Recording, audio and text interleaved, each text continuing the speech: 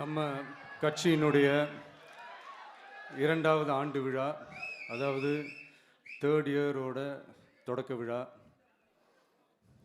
இன்னைக்கு தமிழ்நாட்டில் ஒரு மிகப்பெரிய ஒரு கட்சியாக நம்ம வளர்ந்து இருக்கிறோம் அப்படின்னா அது உங்களால் தான். ப்ளஸ் நம்மளை நேசிக்கிற கோடிக்கணக்கான மக்களும் தான் அதுக்கு ஒரு மிக முக்கிய ஒரு காரணம். நீங்கள் தான் என்னுடைய ஒரு மிகப்பெரிய ஒரு பலம். உங்களை நம்பி தான் நானும் நம்ம கட்சியும் இருக்கிறோம். இதை நான் சொல்லி தான் உங்களுக்கு தெரியணும்னு அவசியம் இல்லை, இது உங்கள் எல்லாருக்குமே நல்லா தெரியும். அதனால் இன்றைக்கி உங்கள் எல்லாருக்கும், நம்ம கட்சியில் இருக்கிற தோழர்களுக்கும் தொண்டர்களுக்கும், இந்த கட்சியினுடைய ஒரு தலைமை தொண்டனான என்னுடைய வாழ்த்துக்களும் நன்றிகளும்.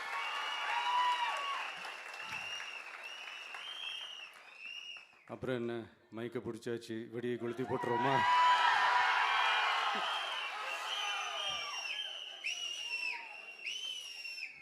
(1977) ஜூன் மாதம்னு நினைக்கிறேன். ஜூன் மாதத்தில் புரட்சி தலைவர் எம்ஜிஆர் அவர்கள் ரேடியோவில் ஒரு பேட்டி ஒன்று கொடுத்தாங்க.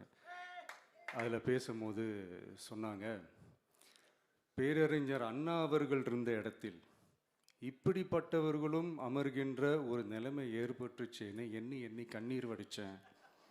அன்னைக்கு அந்த கண்ணீரை துடைக்க ஆரம்பித்த இயக்கம் தான் அண்ணா திராவிட முன்னேற்ற கழகம்னு சொன்னார். அதே மாதிரி 2017க்கு அப்புறம் 2021க்கு அப்புறம் தமிழ்நாட்டுடைய நிலைமையை பற்றி யோசித்து பார்த்த நம்ம தமிழக மக்கள், காமராஜர் அவர்கள் இருந்த இடத்தில், அண்ணா அவர்கள் இருந்த இடத்தில், எம்ஜிஆர் அவர்கள் இருந்த இடத்தில் இப்படிப்பட்டவர்களும் அமர்கின்ற ஒரு நிலைமை ஏற்பட்டுருச்சேன்னு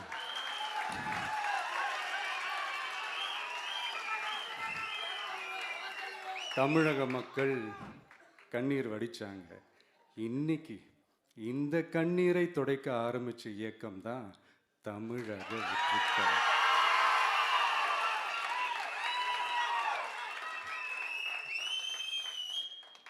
இப்படியெல்லாம் நம்ம பேசுறதுனால கண்டிப்பாக சில பேர் கொந்தளிப்பாங்க. அது பற்றிலாம் நம்ம கவலைப்படக்கூடாது. ஏன்னா கொந்தளிக்கிறது தான் அவங்களுக்கு வேலையே. புரிதுங்களா அவங்களுக்கு? ஏன்னா எம்ஜிஆர் அவர்கள் கட்சி ஆரம்பித்தப்போ, ஏன் அவர் ஜெயிச்சதுக்கப்புறம் கூட சட்டசபையில் கூட ஏதோ ஒரு நடிகர் கட்சி வந்திருக்குதான், ஏதோ ஒரு புதிய கட்சி வந்திருக்குது, புரட்சி தலைவர்னு ஒருத்தர் வந்து, இப்படியெல்லாம் கேலியும் கிண்டலுமா. அதனால் யார் அரசியலுக்கு வந்தாலும் இப்படி கொந்தளிக்கிறது தான் அவங்களுடைய வேலையே. அப்படி தான் நாம் அரசியலுக்கு வந்ததுக்கப்புறம் கூட இந்த விஜய்க்கு என்ன அனுபவம் இருக்குது, எம்ஜிஆர் அவர்களுக்கு எவ்வளோ அனுபவம் இருக்குது தெரியுமா? 52லேருந்து 72 வரைக்கும் அந்த 20 இயர்ஸ் திமுகவில் இருந்த ஒரு அரசியல் அனுபவம் எவ்வளோ இருக்குது தெரியுமா? விஜய்க்கு என்ன பெரிய அனுபவம் இருக்குதுன்னு கேட்டால் அதே வாய் தான் அன்னைக்கு எம்ஜிஆர் அவர்களை பார்த்து, அன்னைக்கு எம்ஜிஆர் அவர்களை பார்த்து, அரசியல் அரிச்சுவடி தெரியாதவர், கவர்ச்சியை மட்டுமே நம்பி இருக்கிறவர், அட்டக்கத்தி, வாய் விளம்பர வள்ளல்,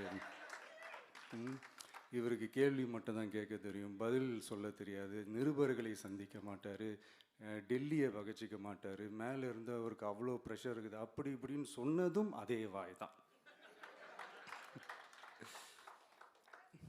அதனால் எம்ஜிஆர் அவர்களை மட்டும் இல்லை, அவருடைய தொண்டர்களை கூட விட்டு வைக்கலை.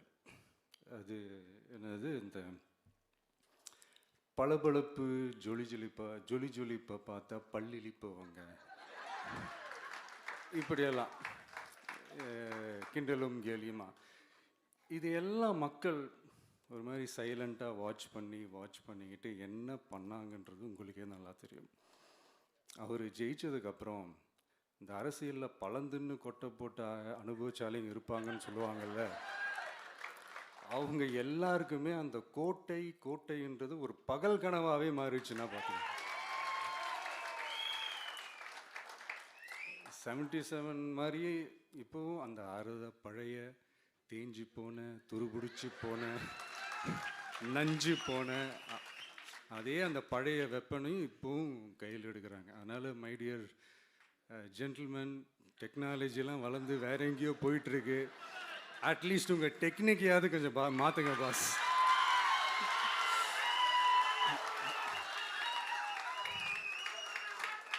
காமராஜர் அவர்களையும் விட்டு வைக்கல. அவருக்கு இலக்கியம்னா என்ன தெரியும்? அவர் மாபெரும் புலவர், அந்த புலவர் இந்த புலவர்னு அவரை பற்றியும் கிண்டலும் கேலியுமா. அதான் முன்னாடியே சொன்ன மாதிரி யார் எதிர்த்து நின்னாலும் அவங்கள கொந்தளிக்கிறது தான் அவங்களுடைய வேலையே. ஸோ இப்படி அவங்க பண்ணுற தப்பெல்லாம் நம்ம எடுத்து சொன்னால், அவங்க பண்ணுற அட்ராசிட்டியை பற்றி நம்ம எடுத்து சொன்னால், அவங்க பண்ணுற அந்த ஊழலை பற்றி தான் நம்ம எடுத்து சொன்னோம். முக்கியமாக நாம் அதை எடுத்து சொன்னால் 50 வருஷத்துக்கு முன்னாடி இருக்கிற அதே தகர டப்பாவை எடுத்து உருட்ட ஆரம்பிச்சிருவாங்க.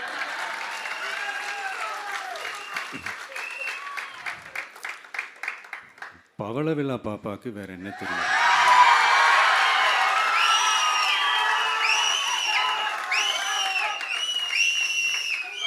பழைய டப்பாவை உருட்டதானே தெரியும். அதுக்காக நாம் அவங்க பண்ணுற தப்பெல்லாம் சொல்லாமல் வெளியே சொல்லாமல் இருக்க முடியுமா? சொல்லுவோம், சொல்லிக்கிட்டே இருப்போம். நம்மளை தவிர யார் அவங்கள ஏற்று நின்று கேள்வி கேட்கறது? யாருக்கு அந்த தில் இருக்குது?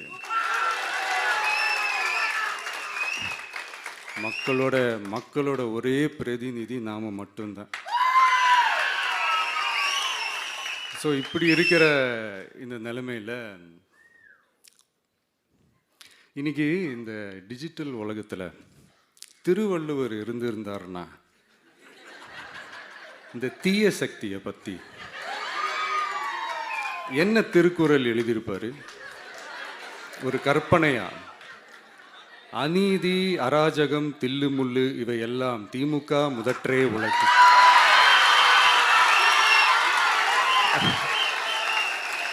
ஒரு கற்பனையா?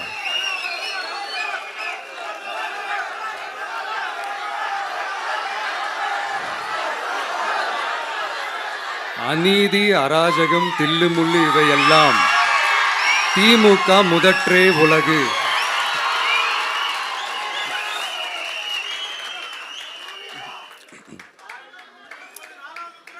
அடுத்து இந்த என்னப்பா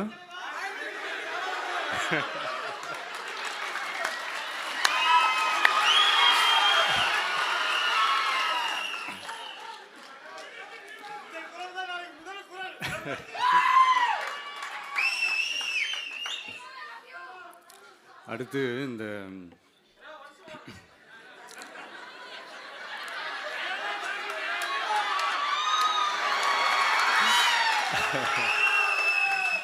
சொல்லிட்டேன், 2 வாட்டி சொல்லிட்டேன். அநீதி, அராஜகம், தில்லுமுள்ளு இவையெல்லாம் திமுக முதற்றே உலகு.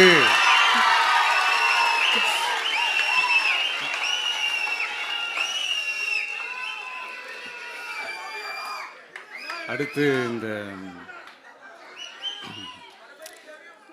இந்த மும்முனை போட்டி, 4 முனை போட்டி அப்படிலாம் சொல்கிறாங்களே, சரி அவங்கள பொறுத்த வரைக்கும் அப்படியே இருக்கட்டும். அதில் மாபெரும் மக்கள் சக்தியாக நம்ம அணி ஒரு பக்கம், அடுத்து திமுக தலைமையில் மற்ற கூட்டணி கட்சிகள் ஒரு பக்கம், அடுத்து பாஜக தலைமையில் மற்றும் பலர்.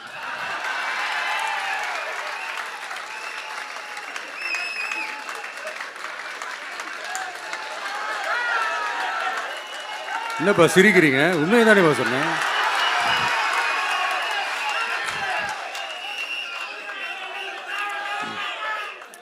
ஸோ இப்படி எத்தனை சக்திகள், எத்தனை பேர் வந்தாலும் திமுகவை வீழ்த்துறதுக்கு மாபெரும் மக்கள் சக்தியான நம்மளால் மட்டும்தான் முடியும்.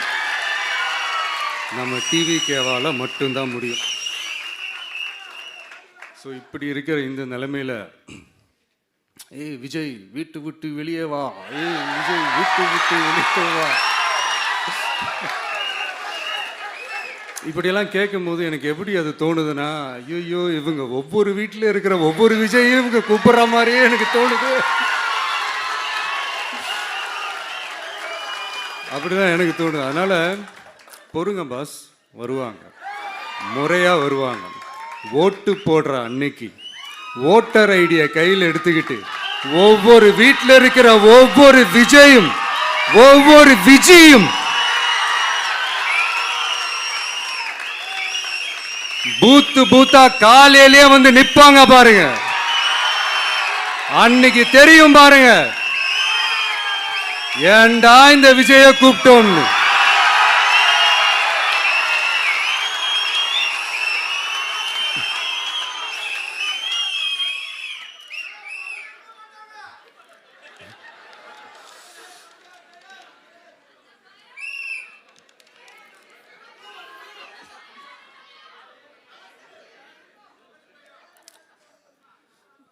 ஸோ இப்படி பேசினா உடனே இவரு நான் சினிமாவா இது அப்படின்ட்டு ஆரம்பிச்சிருவாங்க. நான் சினிமா விட்டாலும் நீங்கள் சினிமா விட மாட்டேங்கிறீங்களேப்பா.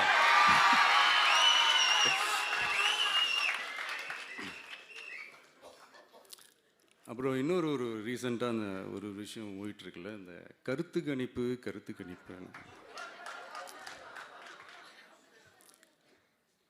அதில் நிறைய பேர் உண்மையான கருத்து கணிப்புலாம் சொல்கிறாங்க. அதையும் நான் தப்பு சொல்லலை. சில பேர் கடுப்பில் விட்ட கணிப்பாகவும் இருக்குது, அதையும் நான் தப்பு சொல்லலை. இந்த கடுப்பில் விட்ட கணிப்பாளர்களுக்கு நான் சொல்லிக்கிறது என்னென்னா, ஒவ்வொரு ஊராக தெருவாக வீடு வீடாக போய் நீங்கள் அந்த கருத்து கணிப்பு எடுத்து பாருங்கள். ஒவ்வொரு வீட்லேயும் டிவிக்கு இருக்கிறத நீங்கள் பார்ப்பீங்க.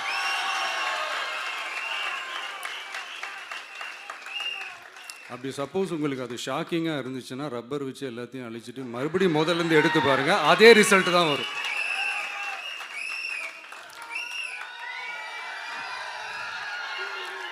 இது என்னப்பா லாஜிக்கு, அது எப்படி எல்லார் வீட்லேயும் டிவிக்கு இருக்கும் அப்படின்னு நீங்கள் கேட்டிங்கன்னா, ஒரு சின்ன சாம்பிளுக்கு ஒரு சின்ன டெஸ்ட் ஒன்று பண்ணி பாருங்களேன்.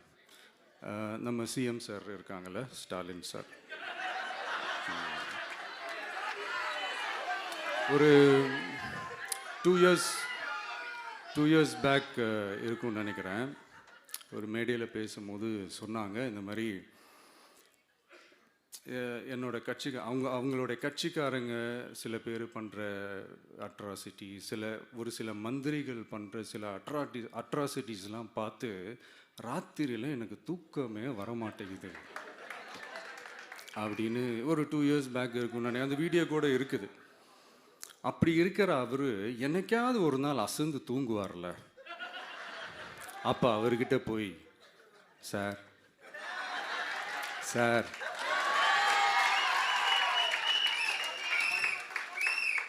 எந்த சின்னத்துக்கு சார் ஓட்டு போடுவீங்க அப்படின்னு கேட்டு பாருங்க. விசில் சின்னத்துக்கு தான்.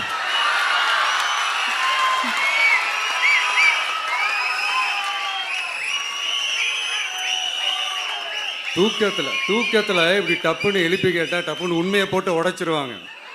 அதுக்கு சொன்ன அப்படி இருக்கிற இந்த நிலைமையில் டிவிக்கு வந்து சிட்டியில் தான் இருக்குது, டவுனில் தான் இருக்குது, வில்லேஜ் சைட்லலாம் இல்லை அப்படின்னு சொல்கிறவங்களுக்கு இந்த மாதிரி சில டெஸ்டெல்லாம் பண்ணி பாருங்கள், தெரியும்.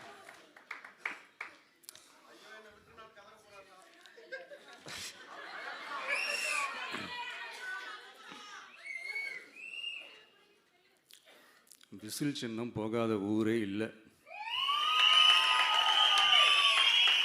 விசில் சின்னம் எங்கெல்லாம் இருக்குதோ அங்கெல்லாம் டிவிக்கே இருக்குதுன்னு அர்த்தம். என்னுடைய அம்மா, அக்கா, தங்கைகள், அண்ணன், தம்பிகள் டிவிக்கேக்கு ஓட்டு போடுறத யாராலையும் தடுக்க முடியாது.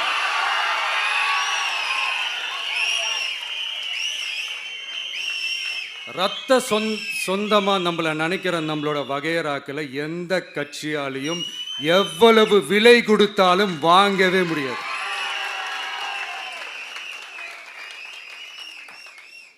நான் ஓவர் கான்ஃபிடென்ஸில் பேசுகிறேன் அப்படின்லாம் நினைக்காதீங்க. இதுதான் கள நிலவரம், கள யதார்த்தமும் இதுதான். தீய சக்தியை வீழ்த்துறதுக்கு தூய சக்தியான நம்மளால் மட்டும்தான் முடியும். இந்த 2026 சட்டமன்ற தேர்தலில் டிவிக்கே தான் மக்களோட ஒரே ஆப்ஷன். Otherwise no diversion.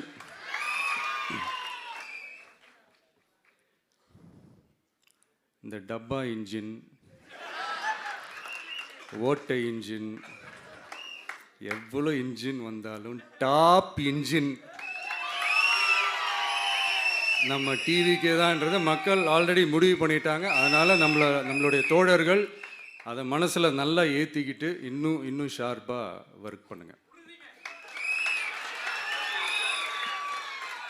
நான் ஏற்கனவே சொன்ன மாதிரி ஒன்றியம், நகரம், பேரூர், பகுதி, கிளை எல்லா இடத்துலையும் இந்த பூத்தாக அந்த நம்மளுடைய வேட்பாளர்களுக்கு ஒற்றுமையாக இருந்து வேலை செய்யுங்க. நமக்கு மாபெரும் கூட்டணியான மாபெரும் மக்கள் சக்தியான குடும்பமாக நம்மளோட இருக்கிறாங்க. இன்னொன்று அன்றைக்கி நான் சொன்ன மாதிரி நம்மளுடைய விசில் சின்னத்துக்கு ஓட்டு போட வைக்கிறது மட்டும்தான் உங்களுடைய வேலை. மற்றதெல்லாம் மக்களோட சேர்ந்து நான் பார்த்துக்கிறேன்.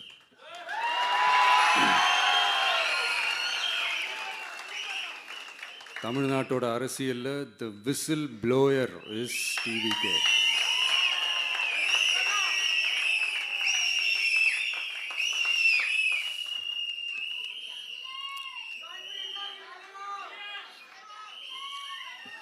நம்ம மக்கள் இந்த விசில்ல ஊதுல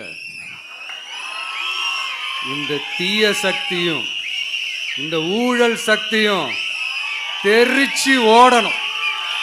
எப்படி தெரிச்சு ஓடணும்?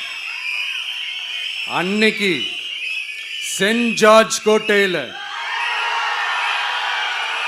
டிவிக்கு ஆளும் கட்சியா எழும்.